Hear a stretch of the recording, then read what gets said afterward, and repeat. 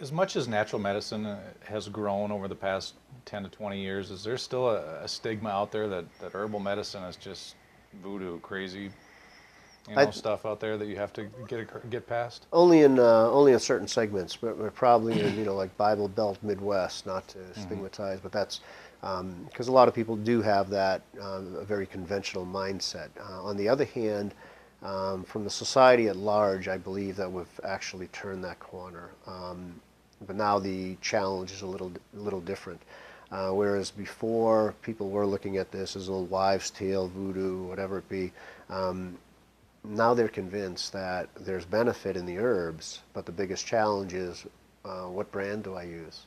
How do I tell a good one from a bad one? Because today there's a research article that comes out that says how wonderful St. John's wort is, and then 6 months later there's a research article that says it's no good.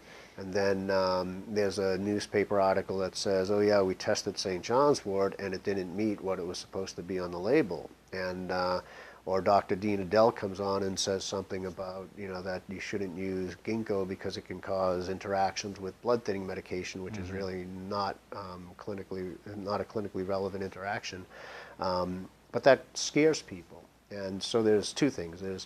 There's a lack of confidence in the quality of the products that are on the market, and then there's a lack of clarity as to is it really safe and which one should I really use and how should I use it and how do I, most importantly, for the conventional folks, we don't have a problem with the core. There's a core herbal consuming group that it doesn't matter what the FDA says, it doesn't matter what Hmm. Dean Adele says.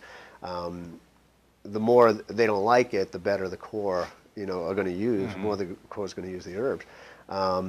But on the other hand, there's also a strong fear of herb-drug interactions, which is actually overblown when you look at the world's literature. It's an extremely safe category of goods, but that's a considerable fear both among patients and among healthcare practitioners, physicians who will be the first ones to tell you, don't use these types of herbs while you're doing chemo or radiation therapy for cancer.